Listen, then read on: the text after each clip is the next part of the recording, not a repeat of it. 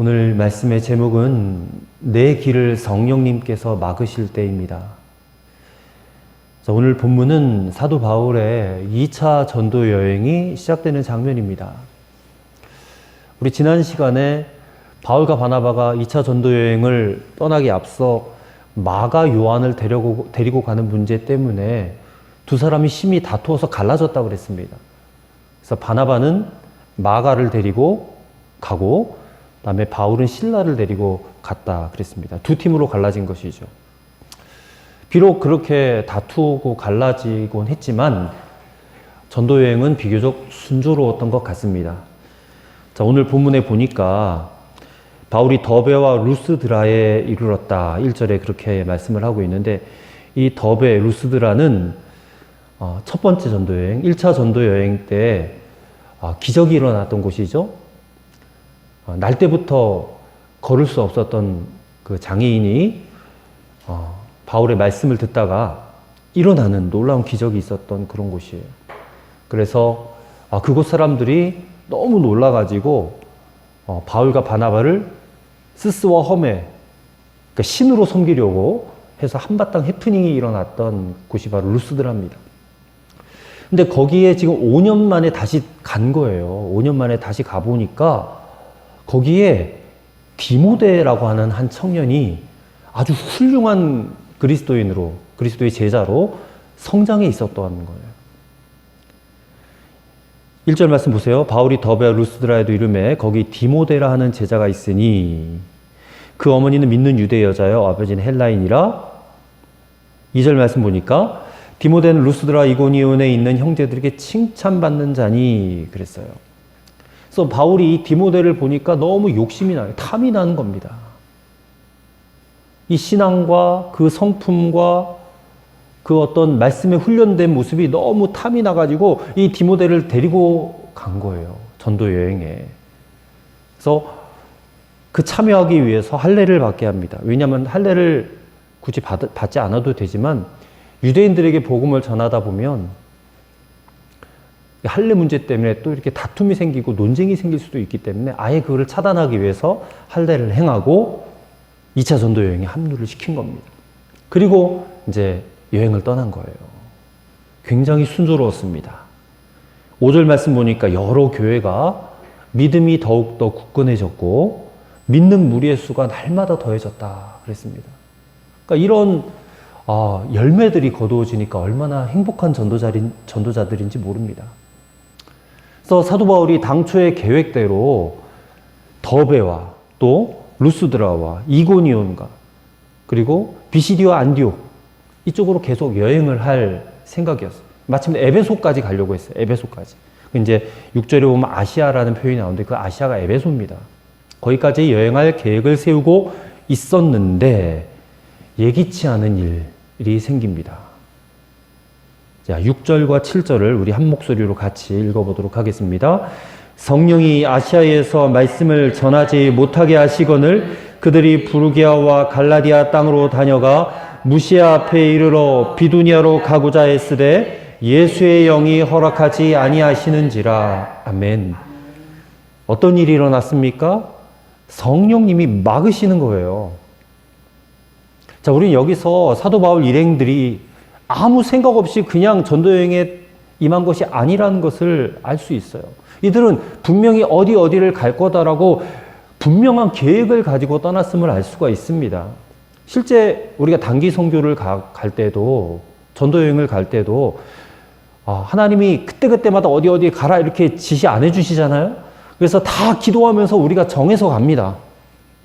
사도 바울도 그렇게 자신의 계획을 세워서 에베소까지 가려고 했는데 연거푸 2번이나 좌절되는 거예요.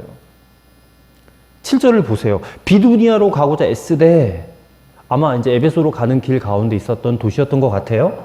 근데 그 비두니아로 가려고 시도를 하고 있는데 그 길을 누가 막으세요? 성령이 막으신다라는 거예요.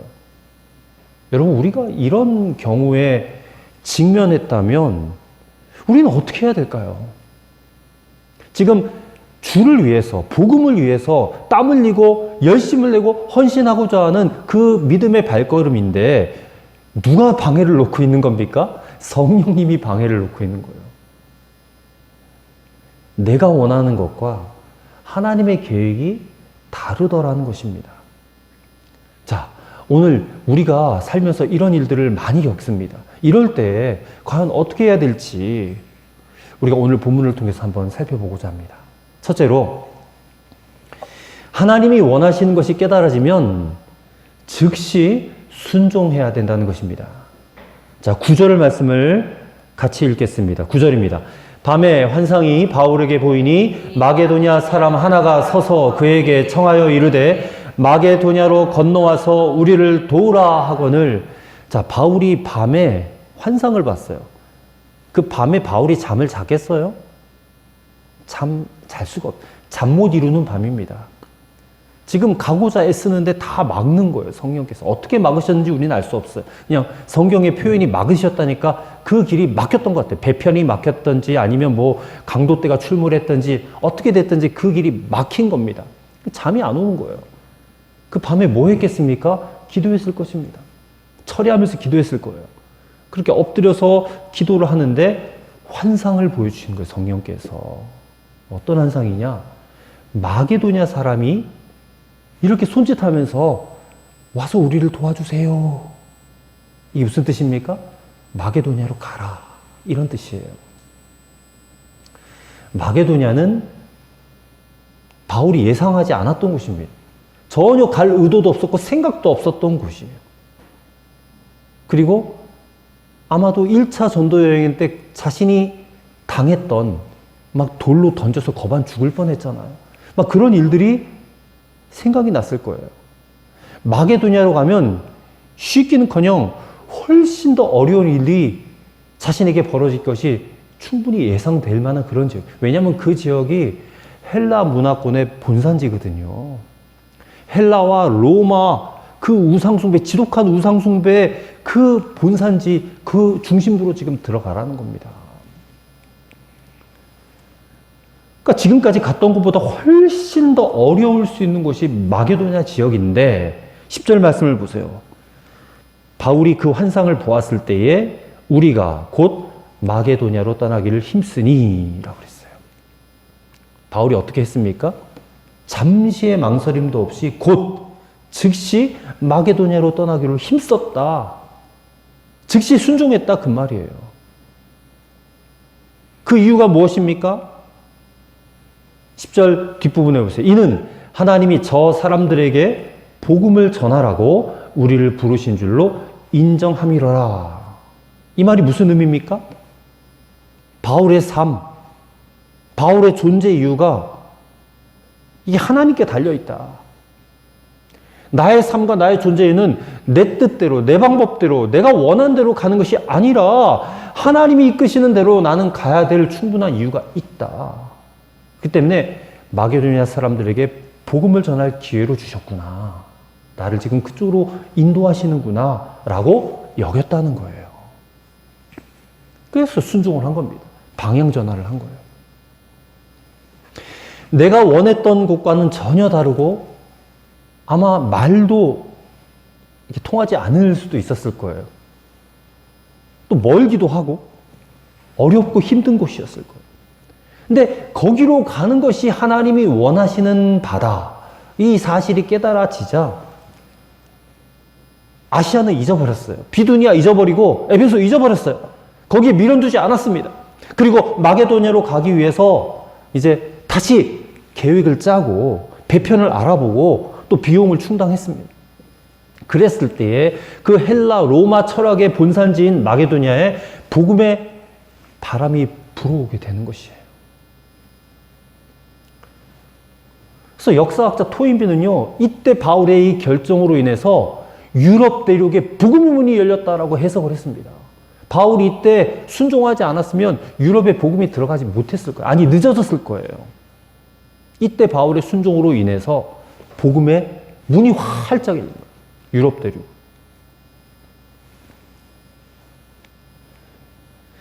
여러분, 우리가 계획이 있고 생각이 있어요.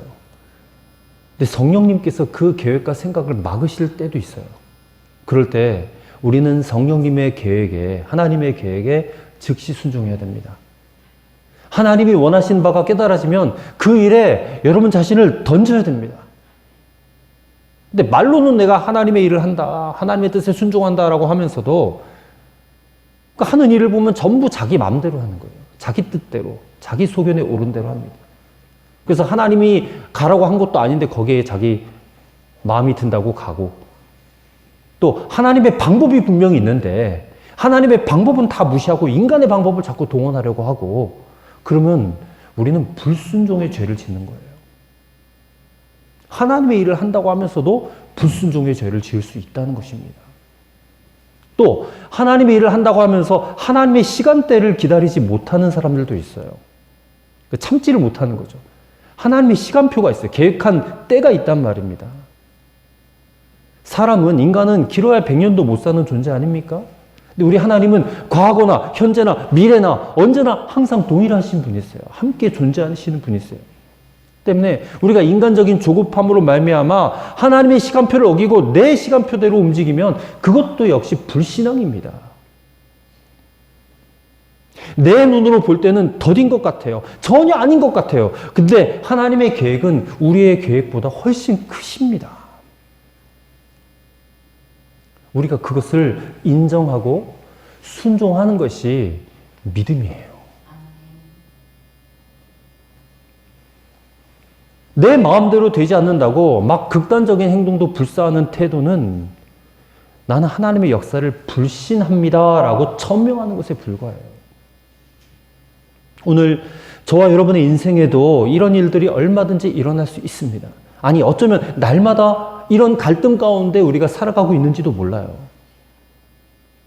하나님이 일을 하겠다고 했는데 하나님은 어떻게 나에게 이렇게 하실 수가 있습니까? 바울이 아마 그런 마음이 안 들었을까요?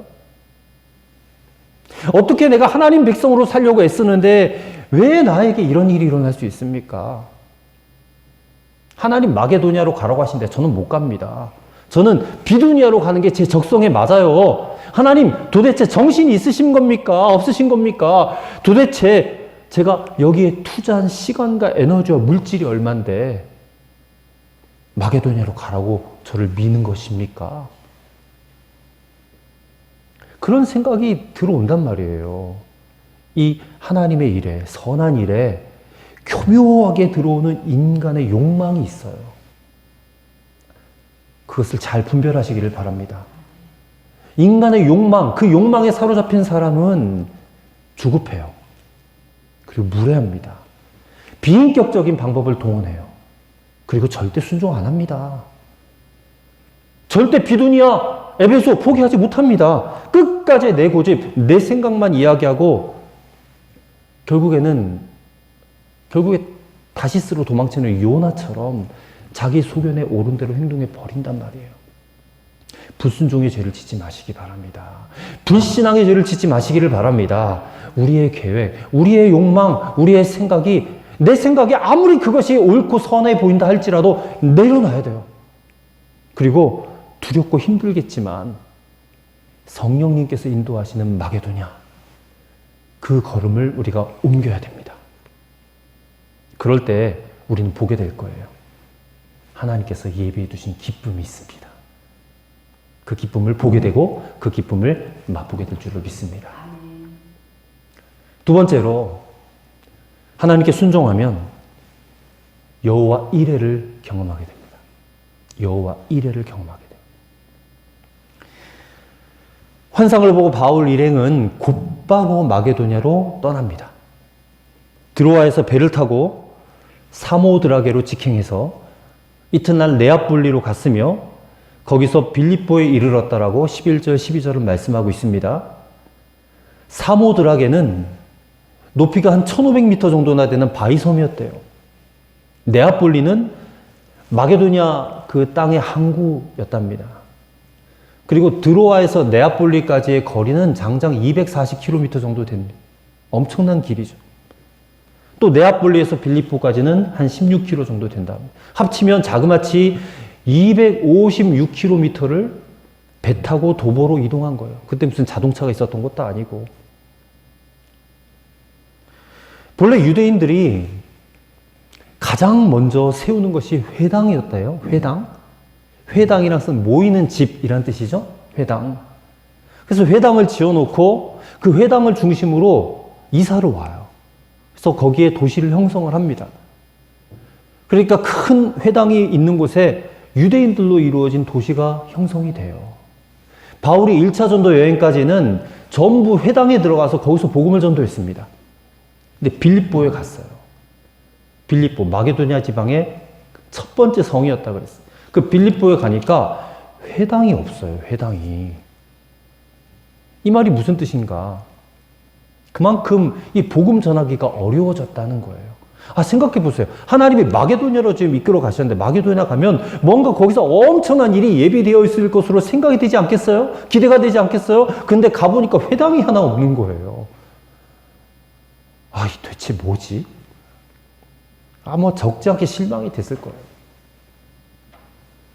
12절에 보니까 바울 일행이 빌립보에 도착을 해서 수일을 유했다 그랬어요. 그러니까 빌립보에 도착해 보니까 무슨 엄청난 일이 일어나기는커녕 수일 동안 아무것도 하지 못한 채 가만히 있었다, 기다리고 있었다 그 말이에요. 그러면서 허탈해하고 있었어요. 이게 대체 뭔가? 그렇게 수일을 보내다가 안식일이 되었어요. 안식일. 회당이 없으니까 안식일도 못 지키는 건 아니잖아요. 어떻게든 안식일은 지켜야 되잖아요. 유대인들이니까. 그래서 기도처라도 있는가 해서 여기저기 찾아가는데 문 밖 강가로 나갔어요. 보통 유대인들은 회당이 없으면 강가 또 바닷가에 가서 기도 모임을 갖는다고 합니다. 그래서 문 밖 강가로 갔더니 거기에 누가 있었냐면 여성들이 몇몇이 거기에 모여가지고 예배를 드리고 있는 거예요. 예배를?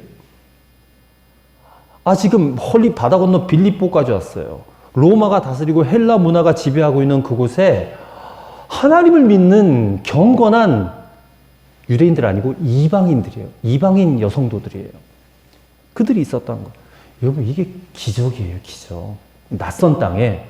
그것도 몇몇의 여성들이 안식일을 지키겠다고 모여서 예배를 드리고 있었다라는 말입니다. 그러니 바울 일행이 얼마나 반가웠겠어요. 그래서 거기서 함께 합류해가지고 말씀을 상고하고 예배를 함께 드렸어요. 아무튼 바울의 예상과는 전혀 상관없는 일들이 지금 펼쳐지고 있는 거예요. 근데 그 여인들 중엔 누가 있었느냐? 자, 14절 말씀 보세요. 두아디라시에 있는 자색 옷감 장사로서 하나님을 섬기는 루디아라는 한 여자가 있었다. 이 두아디라시에 있는 자색 옷감 장사라고 루디아를 설명을 하고 있어요.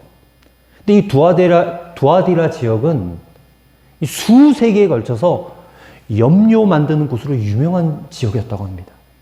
그러니까 염료를 만드는 이 작업이요, 굉장히 고급 기술이에요. 고급 기술이라는 것은 돈을 많이 벌 수 있는 기술이다 그 말입니다. 근데 루디아가 취급한 게 자주색 염료예요. 자주색. 이 자주색 옷은 왕족들이나 귀족들이 입는 색이에요. 옷감이에요. 그러니 그 옷감을 물을 들여서 만드는 이 기술이 얼마나 돈이 되는 일이었겠는가. 굉장히 비싸고 귀한 염료예요. 아마 루디아가 남편을 일찍 여의고 과부가 되어서 혼자서 이 일을 했던 것 같아요. 한마디로 부자 사업가예요. 부자 사업가. 빌립보의 큰 손이라. 근데 바로 이런 루디아가 지금 뭐라고 합니까? 하나님을 섬기는 루디아였다. 우리가 복음을 전해보지만 사실 부자들, 돈 많은 사람들 전도하기가 얼마나 어려운지 모릅니다. 왜냐하면 이 사람들 아쉬울 게 없거든요. 복음을 전해도 무슨 하나님을 의지해. 내가 가지고 있는 돈 의지하지. 그렇게 나옵니다. 그래서 어떻게 하다 전도가 돼도 교회 나와서 그저 헌금 쬐끔 하고 적당히 대접이나 받으려고 한다는 거예요. 그래서 예수님을 만나지는 못하고 그저 사업하듯이 다니는 경우도 많아요. 부자들은. 근데 루디아는 어떻습니까? 그런 사람이 아니었습니다. 당시에 이방인이 유대교를 믿는 것도 쉬운 상황이 아니었고 보편적인 것도 아니었어요. 더구나 회당도 없는 이 빌립보에서 안식일에 예배하러 기도처로 나왔다라는 것 자체가 예사로운 일이 아니었다는 것입니다. 이거는 하나님께서 루디아로 하여금 바울을 만나게 하도록, 또 바울로 하여금 루디아를 만나게 하도록 상호간에 필요로 하는 사람들끼리 만나서 하나님이 예비해 두신 그런 사람들이었다. 우린 그렇게 해석을 해야 됩니다. 하나님이 예비해 두신 사람이에요. 더 놀라운 것은 지금 루디아가 바울이 말씀을 전하는 그 현장에 있었고, 성경은 14절에 뭐라고 하는가? 주께서 그 마음을 열어 바울의 말을 따르게 하신지라. 옛날 성경에는 청종케 하신지라. 청종하다라는 말이 뭐예요? 듣고 따르다는 거예요. 듣고 순종하게 했다 그 말이에요. 바울이 뭘 말했겠습니까? 예수님의 복음을 말했겠죠. 십자가의 복음과 부활을 말했겠죠. 루디아가 그 복음을 듣고 마음이 열려가지고 바울의 말을 따른 거예요. 그래서 그 길로 자신을 비롯해서 그 집 모든 사람들이 다 세례를 받습니다. 근데 루디아가 우리를 더 놀라게 하는 것이 뭐냐? 자기 집을 그대로 교회로 드리는 거예요. 집을. 그리고 뭐라고 합니까? 15절 말씀 보세요. 나를 주 믿는 자로 알거든 내 집에 들어와 유하라. 여러분, 루디아는 과부 아닙니까? 과부? 이 과부면 소문이 많이 날 수도 있는 일인데, 지금 여기 바울 일행이 4명입니다. 4명.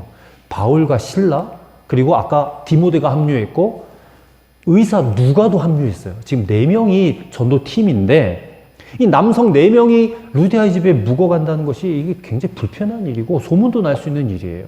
쉬운 일이 아닙니다. 근데 그런 거 하나도 상관없다는 거예요. 우리 집에 들어와서 유하십시오. 그래서 그녀가 어떤 축복을 받는지 아세요? 이 루디아의 집이 빌립보 교회 모태가 됩니다. 여기서 빌립보 교회가 시작이 되었어요. 그리고 루디아는 빌립보 교회의 굉장히 훌륭한 지도자가 됐을 것입니다.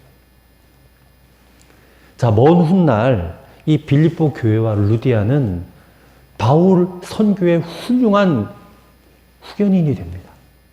바울 선교를 거의 루디아와 빌립보 교회가 후원했어요. 지원했어요. 40절의 말씀을 보시기 바랍니다. 40절. 두 사람이 옥에서 나와 루디아의 집에 들어가서 형제들을 만나보고 위로하고 가니라. 이미 루디아의 집이 교회가 된 거예요. 성도들이 모인 예배당이 된 거예요. 그리고 빌립보서 4장 15절 말씀을 읽어드릴게요. 빌립보서 4장 15절. 빌립보 사람들아 너희도 알거니와 복음의 시초에 내가 마게도냐를 떠날 때에 주고받는 내 일에 참여한 교회가 너희 외에는 아무도 없었느니라 그랬어요.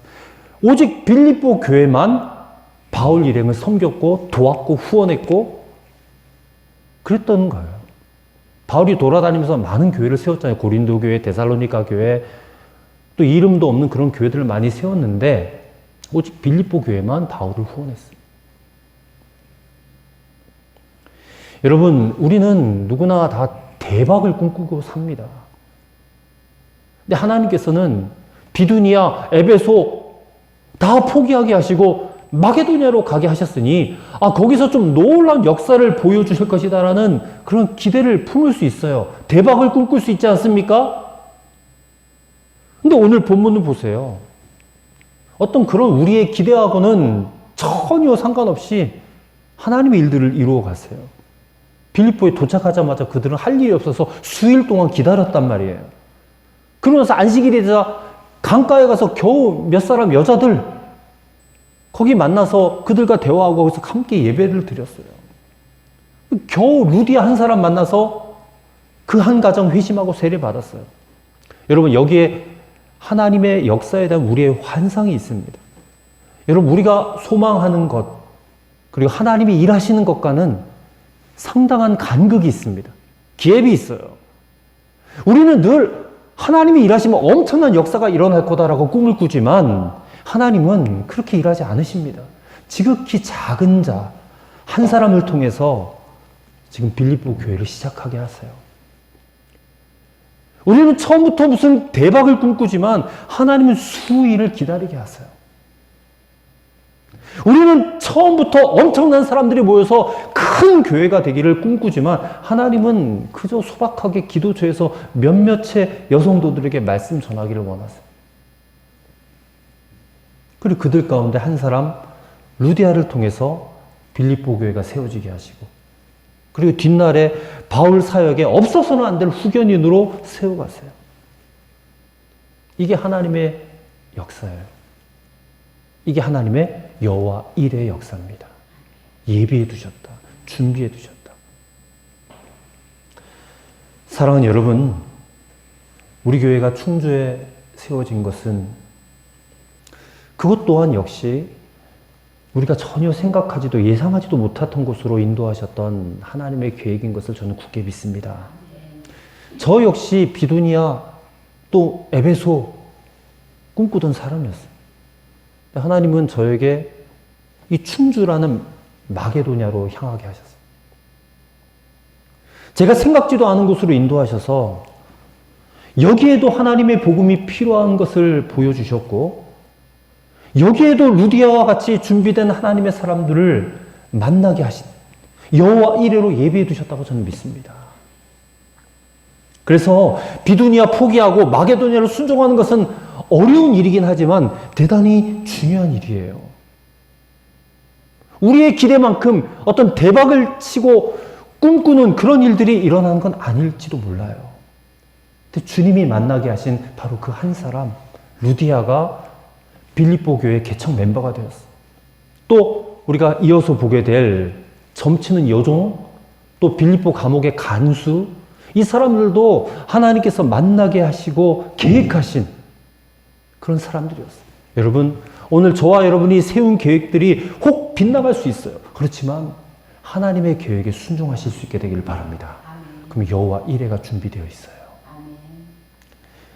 세 번째로, 하나님께 순종하면 진정한 기적이 무엇인지를 경험하게 됩니다. 자, 루디아 집이 세례를 받고 얼마간의 시간이 지난 다음에 바울이 빌립보에서 기도하러 어느 곳에 가다가 길거리에서 누구를 만났느냐? 16절의 말씀 보세요. 우리가 기도하는 곳에 가다가 점치는 귀신 들린 여종 하나를 만나니, 그러니까 점치는 귀신 들린 여종. 그러니까 사람들이 이 귀신 들린 여자에게 와가지고 복채를 내고 돈을 내고 점을 보았던 것 같아요. 근데 이 여자가 종이에요. 노예입니다. 그러니 그가 벌어들이는 수입은 다 누구에게로 가요? 주인에게로 가겠죠? 그렇죠? 그래서 그 주인들이 엄청나게 수입을 많이 거뒀을 거예요. 근데 이 귀신 들린 여자가 바울을 만났어요. 17절의 말씀 보세요. 그가 바울과 우리를 따라와 소리질러 이르되 이 사람들은 지극히 높은 하나님의 종으로서 구원의 길을 너희에게 전하는 자라. 귀신 들린 사람이 바울 일행을 보고 지극히 높은 하나님의 종이다. 구원의 길을 너에게 전한 자다.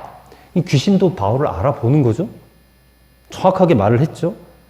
아, 근데 뭐 하루만 했으면 그냥 그럴 법한데 이게 하루 이틀을 지나서 여러 날을 계속해서 그렇게 하니까 얼마나 귀찮아요. 복음을 전해야 되는데 지금 사람들 만나서 자꾸 방해가 되는 거예요. 그래서 18절의 말씀 보니까 사도 바울이 심히 괴로워했다라고 그랬습니다. 이 말은 뭐 굉장히 노여움을 터뜨렸다, 뭐 우라를 터뜨렸다 이런 말이 아니에요. 마음이 어지럽게 되었다는 거예요. 하도 귀신 들린 여자가 와서 그렇게 얘기를 하니까 한편으로는 이 여자가 얼마나 불쌍했겠어요. 근데 귀신이 들려서 이렇게 그냥 귀신에 이끌려서 살아가니까 그 모습이 불쌍하고 또 그 안에 귀신이 들어온 것에 대해서 분노가 일어난 거예요. 그래서 바울이 예수 그리스도의 이름으로 귀신을 쫓아내버린 겁니다. 근데 문제는 그 이유에 있었어요. 이 점치는 여종의 주인들이 자기 수익의 소망이 끊어진 것을 보고 바울과 시라를 붙잡아서 장터로 끌고 가서 상관들에게 일러 바치는 거예요. 사람들 막 선동하는 거예요. 20절과 21절을 보십시오. 상관들 앞에 데리고 가서 말하되 이 사람들이 유대인인데 우리 성을 심히 요란하게 하여 로마 사람인 우리가 받지도 못하고 행하지도 못할 풍속을 전한다 하거늘. 이 말을 보면 무슨 여종의 귀신을 내어 쫓아주니까 자신들이 이제 수익이 그만큼 없어질 거 아니에요. 소득의 원천이 끊어졌기 때문에 그것 때문에 분개했다는 말이 아니라 바울 일행이 유대인이다. 이 점을 강조해요. 이것은 유대인에 대해서 별로 좋지 않은 감정을 가진 사람들을 자극하는 거예요. 그리고 이 성을 심히 요란하게 했다라고 고발을 합니다. 이것은 정치적인 문제로 비화시키는 거예요. 로마 사람들이 받아들이지 못하도록 법으로 금하고 있는 것을 이 바울 일행이 전하고 다닌다라고 모함을 하는 거예요. 그래서 그들이 어떻게 합니까? 22절, 23절 보세요. 무리가 일제히 일어나 고발하니 상관들이 옷을 찢어 벗기고 매로 치라 하여 많이 친 후에 옥에 가두고 간수에게 명하여 든든히 지키라. 이런 일들이 일어나는 거예요. 또 모함당해서 심하게 얻어 터지고 피를 줄줄 흘리고 거반 죽은 사람처럼 시체가 되어가지고 감옥에 갇히는 거예요. 25절입니다. 한밤중이 되었어요.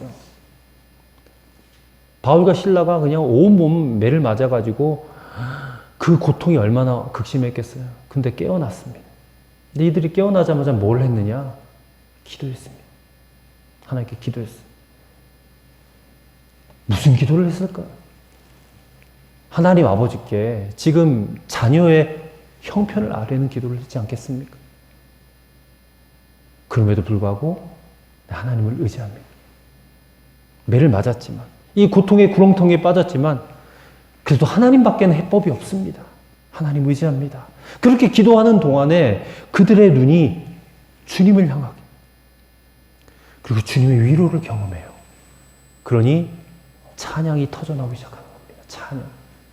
온몸이 채찍으로 맞아서 고통스럽고 발에는 착고가 채여가지고 꼼짝달싹 할 수도 없는 그 고통 속에서 바울과 실라는 이 길이 주님이 기뻐하시는 길이라는 확신이 생겨나요. 그래서 찬양할 수밖에 없었다는 거예요. 그때 갑자기 큰 지진이 일어나는 거예요. 옥터가 움직이고 옥문이 다 열리고 그 발에 착고가 다 풀려졌어요. 지진이라니까 얼떨결에 잠이 든 간수들이 잠에서 깨어가지고 옥문이 다 열린 것을 보고 이제 우린 죽었다. 죄수들 다 도망가 버렸겠구나. 우리는 죽었어 하고 칼을 빼서 자살을 하려고 합니다. 그때 바울과 실라가 이렇게 외쳐요. 내 몸을 상하지 말라. 우리가 다 여기 있노라. 우리 도망가지 않았다는 거예요. 그래서 간수가 무서워 떨어요. 바울과 실라 앞에 와서 엎드립니다. 그리고 이렇게 물어요. 선생들이여, 내가 어떻게 하여야 구원을 받으리이까? 여기서 우리는 지진이 나고 옥토가 움직이고 문이 열린 것과는 비교도 할 수 없는 진짜 기적이 시작되고 있음을 봅니다. 어떻게 하여야 우리가 구원을 받을 수 있습니까?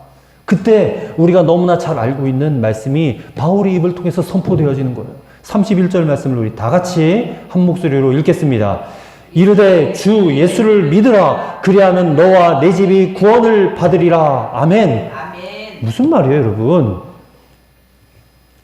지금 이 간수는 로마 사람이잖아요. 로마의 황제 숭배에 젖어 있었던 사람이에요. 근데 그런 간수에게 지금 너의 주인을 바꿔라. 네가 숭배하는 황제는, 네가 주인으로 섬기는 황제는 진짜가 아니다. 참된 주인이 아니다.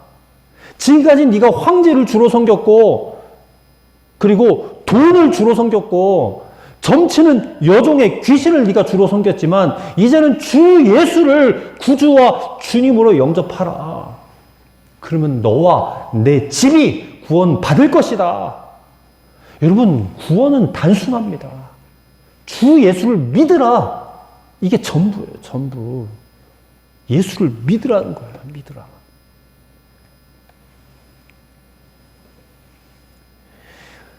그러려면 예수가 누군지를 구체적으로 배워서 알아야 되죠. 그래서 바울이 그들에게 그 자리에서 복음을 풀어서 가르칩니다. 32절에.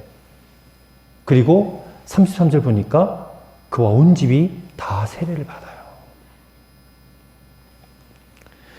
찬양을 부르고 기도를 하니까 온문이 열리고 옥토가 진동하고 착고가 풀리고 이런 것들도 기적은 맞아요.